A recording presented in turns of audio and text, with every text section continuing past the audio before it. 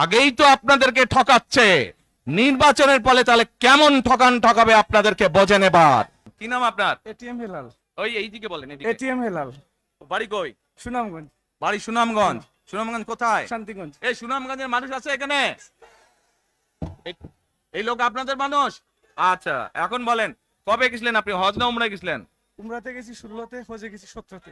উমরাতে গেছেন 16তে, হজে গেছেন 17। এখন আমাকে বলেন, আপনি তো উমরা হজ করে আসছেন, যে মাইকের সামনে দাঁড়ান, আপনি কাবা শরীফে গেছেন, জি। কাবা শরীফের মালিক কে? আল্লাহ। জোরে বলেন। আল্লাহ। কাবা শরীফের মালিক কে? আল্লাহ।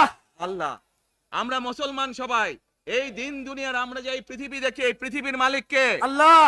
এই সূর্য নক্ষত্র যা দেখি তার মালিক কে? আল্লাহ। বেহেশতের মালিক কে? আল্লাহ।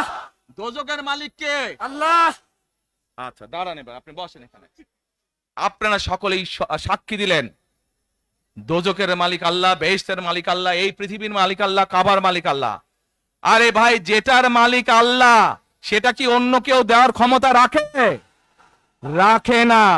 তাহলে কি দাঁড়ালো? নির্বাচনের আগেই একটি দল এই দিব ওই দিব বলছে, টিকিট দিব বলছে না? যেটার মালিক মানুষ না, সেইটার কথা যদি সে বলে, এক শিরকি করা হচ্ছে না? যার মালিক আল্লাহ, যার অধিকার শুধু আল্লাহর একমাত্র, সবকিছুর অধিকার উপরে আল্লাহর অধিকার। কাজেই আগেই তো আপনাদেরকে ঠকাচ্ছে, নির্বাচনের ফলে তাহলে কেমন ঠকাবে আপনাদেরকে বোঝেন এবার।